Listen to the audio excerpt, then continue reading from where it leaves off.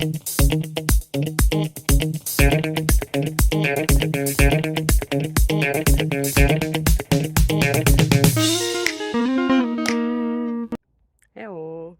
So today is sports day, so it's time to do something for us, for our body, and of course for our mind. So how about this next question?